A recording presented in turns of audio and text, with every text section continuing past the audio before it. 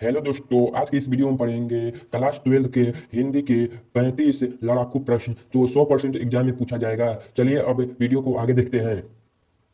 चलिए प्रश्न नंबर 1 को देखते हैं। तनुज शब्द का स्त्रीलिंग शब्द क्या है? ऑप्शन नंबर ए तनुजीन, तनुजा, तनुजी, तनुजी, तनीजी। इसका करेक्ट ऑप्शन होगा ऑप्शन नंबर बी तनुजा। प्रश्न नंबर 2 को देखते हैं। दौलत शब्द का लिंग है, दौलत की शब्द का लिंग है। इसका करेक्ट आंसर होगा ऑप्शन नंबर ए स्त्रीलिंग। चलिए प्रश्न नंबर 3 को देखते हैं। कलम शब्द कौन संज्ञा है? कलम शब्द कौन संज्ञा है? इसका करेक्ट आंसर होगा बी जातिवाचक। प्रश्न नंबर 4 को देखते हैं। निम्नलिखित में पूर्ण विराम चिन्ह है, पूर्ण विराम कौन चिन्ह है बाबू? इसका पूर्ण विराम चिन्ह कौन है? इसका करेक्ट आंसर होगा सी। प्रश्न नंबर 5 को देखते हैं। निम्नलिखित में कौन शब्द शुद्ध है? इसका शुद्ध शब्द बताइए बाबू, आप लोग कमेंट में बताइएगा शुद्ध शब्द कौन सा है इसमें। तो इसका करेक्ट आंसर होगा बी प्राप्ति। प्रश्न नंबर 6 को देखते हैं। स्वयं शब्द का संधि विच्छेद क्या है? स्वयं शब्द का संधि विच्छेद क्या है बाबू? चलिए बताइए। स्वयं शब्द का स्वयं प्रश्न नंबर 6 को देखते हैं। स्वयं शब्द का संधि विच्छेद क्या है? चलिए बताइए बाबू। स्वयं स्वयं शब्द का संधि विच्छेद क्या है? तो इसका करेक्ट आंसर होगा ऑप्शन नंबर ए स्वयं प्लस एम स्वयं। चलिए 7 नंबर प्रश्न को देखते हैं। अंग, अंग का उच्चारण स्थान क्या है? अंग का उच्चारण स्थान क्या है अंग का? इसका करेक्ट आंसर होगा ऑप्शन नंबर बी मृदा।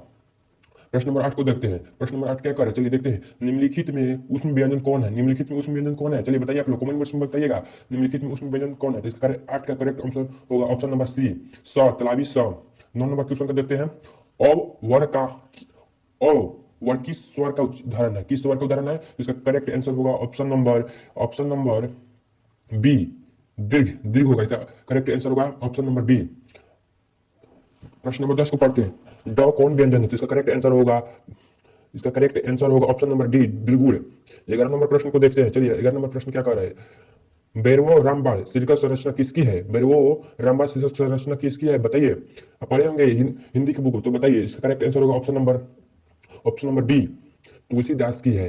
तुलसीदास की है। चलिए 12 नंबर क्वेश्चन देखते हैं। 12 नंबर क्वेश्चन को चलिए देखते हैं। कभी कभी नाभादास का अस्थायी निवास कहाँ थी? नाभादास का अस्थायी निवास कहाँ थी? चलिए बताइए आप लोग। कभी कभी नाभादास के अस्थायी निवास कहाँ थी? तो इसका करेक्ट आंसर होगा ऑप्शन नंबर सी वृंदावन। 13 नंबर क्वेश्चन को देखते हैं। विशाख विशाख शीर्षक नाटक का रचयिता रचयिता मैंने कौन है? कौन विशाख शीर्षक नाटक का रचित है? तो इसका करेक्ट आंसर होगा option number D Jaishankar Prasad द्वारा रचित गया था। चलिए 14 नंबर सवाल को देखते हैं। सभा खेल शीर्षक रचना किसकी है? सभा खेल शीर्षक रचना किसकी है? 14 का करेक्ट ऑप्शन होगा ए सुभद्रा कुमारी चौहान की। चलिए 15 नंबर क्वेश्चन को देखते हैं। 15 नंबर क्वेश्चन क्या करे? चलिए देखते हैं। कवियों कवियों के कवि किसे कहा गया है? कवियों को कवि किसे कहा गया है? चलिए बताइए। कवियों को कवि किसे कहा गया है? तो करेक्ट आंसर होगा ऑप्शन नंबर ए रामेश्वर बहादुर सिंह को। चलिए 16 नंबर क्वेश्चन को देखते हैं।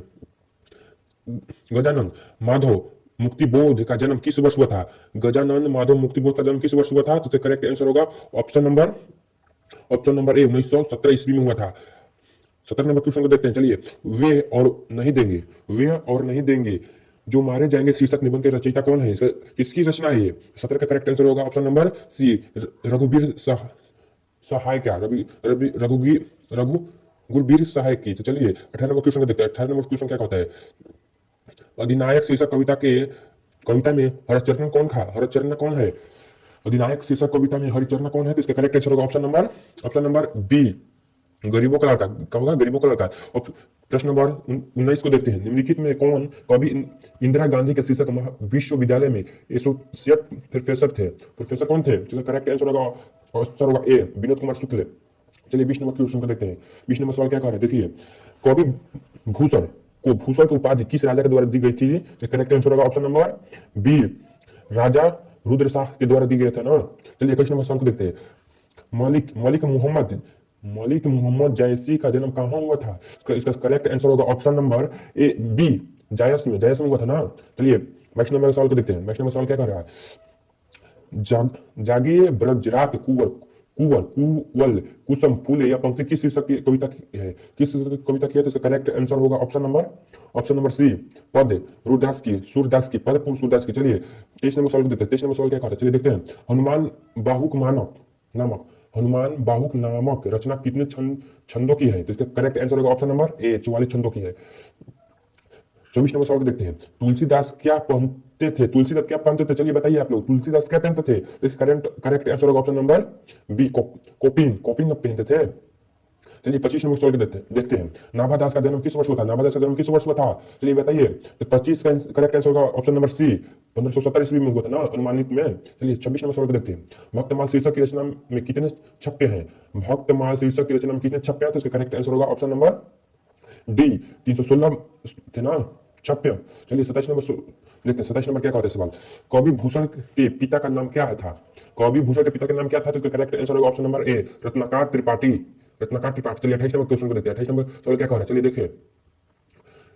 शिवा क्या कह रहा है? शिवा बावनी शीर्षक रचना कितने मुक्तों के शिव जी की वीरता का बरखान किया गया है? तो इसका करेक्ट आंसर होगा कौन? इसका करेक्ट आंसर होगा ऑप्शन नंबर बी, 52 मुक्तों में।